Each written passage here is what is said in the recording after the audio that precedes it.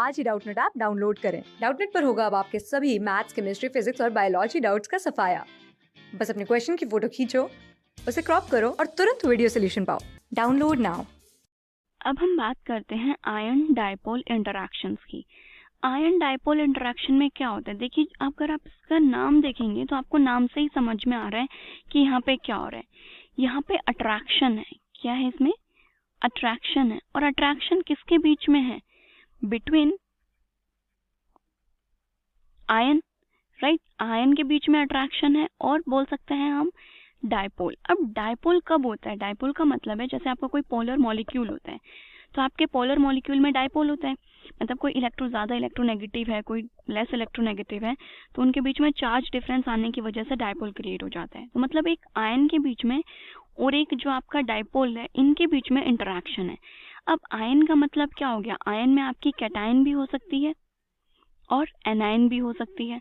और डायपोल में हम किसकी बात कर रहे हैं? आपके जो पोलर मॉलिक्यूल्स होते हैं, क्योंकि पोलर मॉलिक्यूल्स में ही आपका डायपोल फॉर्म होता है। जो नॉन पोलर है, लाइक आपका H2 है, तो ये तो आपका नॉन पोलर कंपाउंड है, यहाँ पे तो डायपोल फॉर्म ही नहीं हो सकता। बट आपका HCl है, यहाँ पे डायपोल इजीली क्रिएट हो सकता है, बिकॉज आपका जो क्लोरीन है ये क्या है? मोर इलेक्ट्रोनेगेटिव है।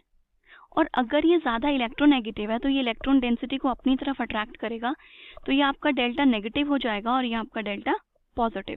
तो मतलब कोई भी कैटायन और एनायन है और आपका जो पोलर मॉलिक्यूल है, इनके बीच में जब अट्रैक्शन होती है तो वो आपकी आयन डायपोल इंटरैक्शन होती है। फॉर एग्जाम्पल, एक एग्जाम्पल लेके चलते हैं हम, जैसे कि आपका NaCl है, ठीक है। NaCl कैसा है? आपका एक आयनिक कंपाउंड है, ठीक है। अब NaCl को हमने डिसॉल्व कर दिया किस में? वाटर में। और वाटर आपका क्या है? वाटर तो आपका पोलर मॉलिक्यूल है, लाइक ये OH हो गया आपका। तो ऑक्सीजन क्या है? आपका ज्यादा इलेक्ट्रोनेगेटिव।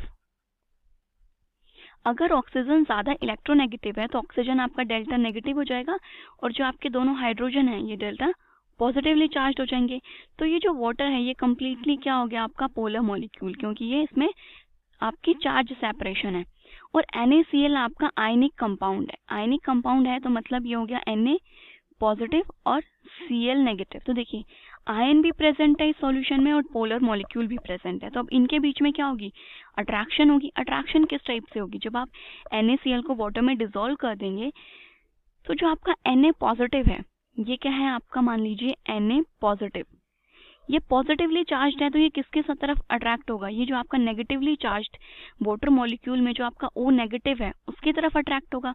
तो यहाँ पे इंटरेक्शन किस टाइप से होगी? ये आपका ऑक्सीजन आएगा, ये आपका हाइड्रोजन, क्योंकि ये डेल्टा नेगेटिव है और ये आपके डेल्टा पॉजिटिव है।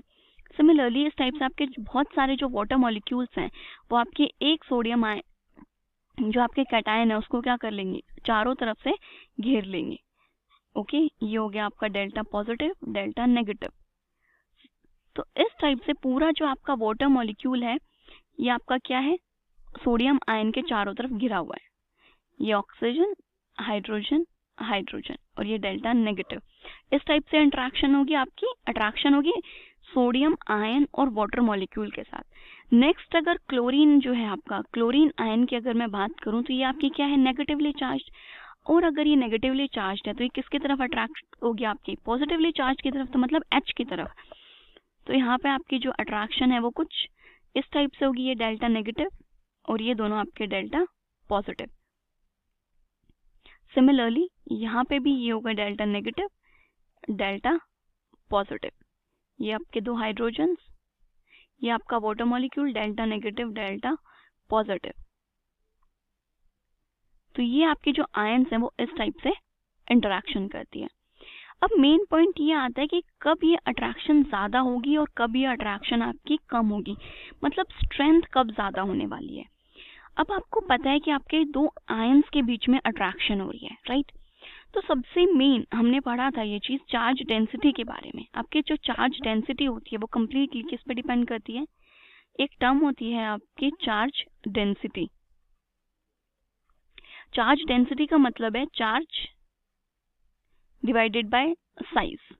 तो मतलब चार्ज आपका क्या होना चाहिए? हाई, और आपका साइज जो है वो क्या होना चाहिए? Small, right. उस टाइम पे आपकी जो चार्ज डेंसिटी है वो क्या होगी, हाई होगी। तो आप बोल सकते हैं कि जो स्ट्रेंथ है वो आपके चार्ज पे डिपेंड करेगी और जो आयन का साइज है उस पर भी डिपेंड करेगी, और जो आपका डाइपोल मोमेंट है उसके मैग्नीट्यूड पे भी और पोलर मॉलिक्यूल के साइज पे भी। तो आपकी जो स्ट्रेंथ है वो 4 चीजों पे डिपेंड कर रही है। सबसे पहले चार्ज, आप लिख सकते हैं charge and size of the ion, number 1 चीज। देन आपका जो पोलर मॉलिक्यूल है उसका size, size of polar molecule,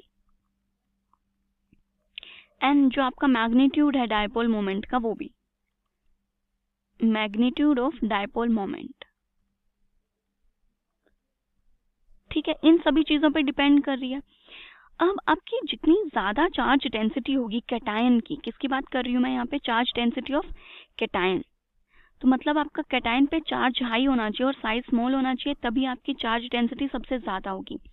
अगर सोडियम पॉजिटिव की चार्ज डेंसिटी ज्यादा है तो ये अपने वाटर जो मॉलिक्यूल्स प्रेजेंट है यहाँ पे उनको अपनी तरफ स्ट्रांगली अट्रैक्ट करेगा। तो इन सारे फैक्टर्स पे आपकी जो इंटरैक्शन है वो डिपेंड करती है कि मतलब जितनी ज़्यादा चार्ज डेंसिटी होगी उतनी ही स्ट्रांगली वो आपका जो भी पोलर मॉलिक्यूल है उसको अपनी तरफ अट्रैक्ट करेगा। ओके, तो ये थी आपकी आयन डायपोल इंटरैक्शन। क्लास 6 से 12 से लेके नीट, IIT, जेई मेंस और एडवांस के लेवल तक 10 मिलियन से ज्यादा स्टूडेंट्स का भरोसा। आज ही डाउनलोड करें डाउटनेट ऐप या व्हाट्सएप कीजिए अपने डाउट्स 8400 400 400 पर।